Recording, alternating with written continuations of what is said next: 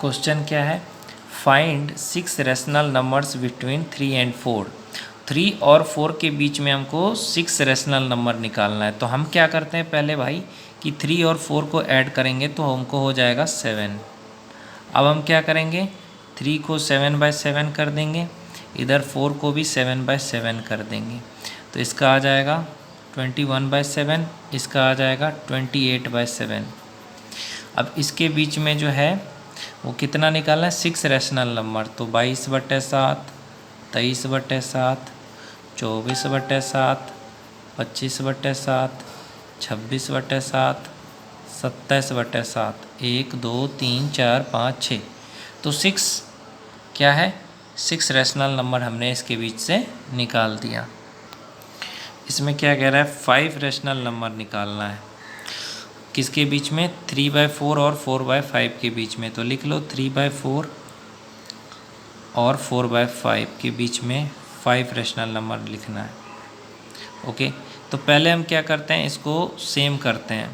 3/4 को गुना कर देते 5/5 से, तो हो जाएगा 15/20। अब यहाँ पे गुना कर देंगे इससे, तो 4 से नीचे भी, ताकि नीचे वाला दोनों का सेम हो गया, हुआ ना। 15/20 और 16/20 सेम हो गया। अब 5 रैशनल नंबर निकालना है आपको। तो 6 से गुना कर दो, नीचे ऊपर गुना कर दोगे ना 6 से, तभी तो आपका निकलेगा। तो इसका हो जाएगा 120, इसका क्या होगा 16/20 गुना 6/6, 16 छके 96, 120, 96/120। तो अगर 5 रैशनल नंबर पूछा है तो 6 से हमने इसको मल्टीप्लाई करा। अब 90 से लेकर के 96 के बीच में क्या होगा, 91/120, 92/120, 93/120, 94/120, 95/120। तो 1 2 3 4 5 रैशनल नंबर निकालने बोला, हमने निकाल करके दिखा दिया।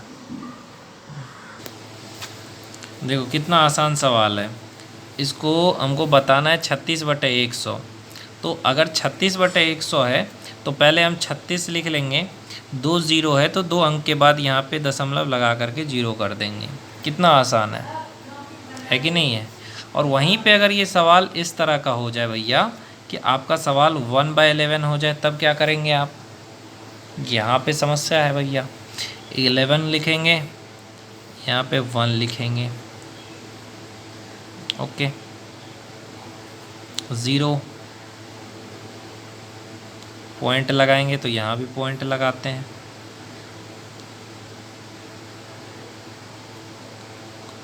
फिर 0 0 0, 11 नंबर, नहीं यहाँ पॉइंट नहीं लगाएंगे, यहाँ पॉइंट नहीं लगाएंगे, सॉरी। यहाँ पे एक पॉइंट लगाया तो ये 0 और 0 लगाया तो यहाँ पे 11 नंबर 99, 1 आया।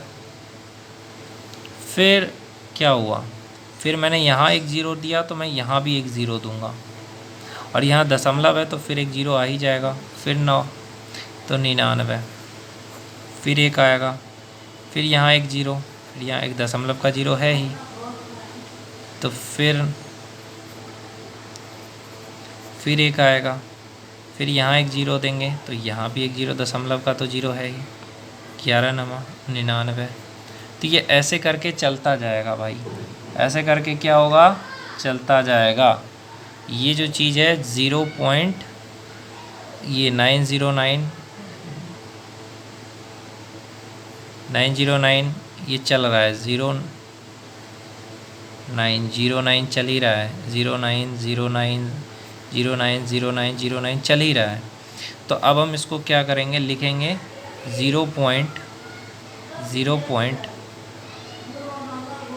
यहाँ पे 0 लगाएंगे ना भैया, हाँ यहाँ पे 0 लगाएंगे, हाँ 0.09 पे बार लगा देंगे। बार का मतलब है कि ये चीज़ रिपीट होता जाएगा, समझ में आया। 11 को 1 से करा, ठीक है, तो पहले हम 0 लगा देते हैं तो कुछ नहीं हुआ, 1 0 लगाए, फिर दूसरा ज़ीरो 1199, फिर एक ज़ीरो यहाँ पे ज़ीरो लगाएंगे, और एक दशमलव का ज़ीरो तो है ये 19, फिर एक ज़ीरो यहाँ पे एक ज़ीरो, फिर 9, ये चलता जाएगा 09 09 09 चल रहा है। तो हम लिखेंगे 0.09 पे बार लगाएंगे क्योंकि ये रिपीट हो रहा है। ये क्या है? Non terminating recurring decimal, non terminating recurring decimal. आया समझ में? उसी तरीके से एक और सवाल लेते हैं, 2/11। कितना अच्छा सवाल है। तो 11 देंगे यहाँ पे 2 लगा देंगे, ठीक है। 0 पॉइंट, तो एक ज़ीरो आएगा, उससे कुछ नहीं होगा, फिर ज़ीरो लगाएंगे तो 11, नहीं एक ही ज़ीरो है ना भैया, एक ही ज़ीरो लगाते हैं पहले, एक सेकेंड कहीं गलती हो गया, 11 से लगाएंगे ना 2 को, ठीक है। तो पहले 0 दशमलव लगा देते हैं, 0 दशमलव लगाए तो यहाँ पे एक ज़ीरो देंगे, 11 कम 11, 10 में से 1 गया 9, कट गया। यहाँ पे ज़ीरो लगाया, क्योंकि दशमलव है तो एक ज़ीरो लगा ही सकते हैं, 2 ज़ीरो जब लगाएंगे तभी यहाँ पे ज़ीरो लगेगा। तो 11 8 है 88, 10 में से 8 गया 2।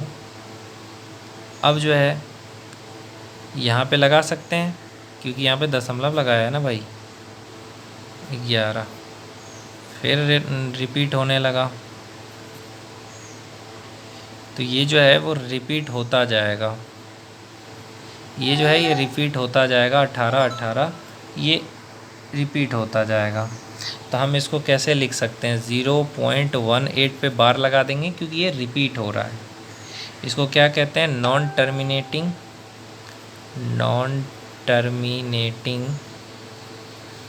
टर्मिनेटिंग रिकरिंग डेसिमल,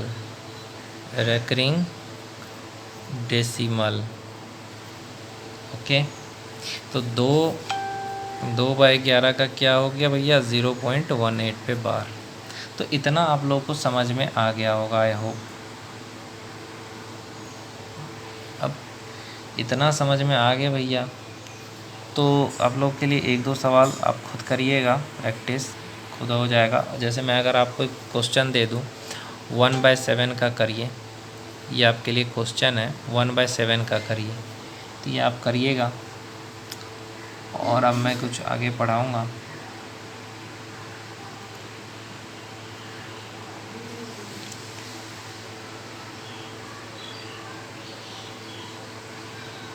अगर 0.6 मैंने लिखा ऐसे, तो इसको मैं कैसे लिख सकता हूँ? PYQ के फॉर्म में। तो अगर सपोज़ मैंने मान लिया x को 0.6, तो x बराबर क्या होगा? जिस पे बार लगा रहता है वो रिपीट होता है, तो ये रिपीट होता जाएगा, ओके। इसमें कोई दिक्कत है नहीं। दोनों तरफ 10 से मल्टीप्लाई करेंगे, यहाँ 10 से करेंगे और यहाँ भी 10 से करेंगे, तो ये हो गया 10x, ओके। और ये क्या हो जाएगा? ये 6 पॉइंट ऐसे ऐसे करके होगा, तो इसको हम 6 + 0.666 लिख सकते हैं भैया, लिख सकते हैं। फिर 10x बराबर क्या लिखेंगे? 6 प्लस ये x का मान के बराबर x लिख देंगे, फिर 10x - x बराबर 6 लिख सकते हैं, फिर 9x बराबर 6 लिख सकते हैं, फिर x बराबर 6/9 लिख सकते हैं, 3 दूनी 6, 3 तिये 9।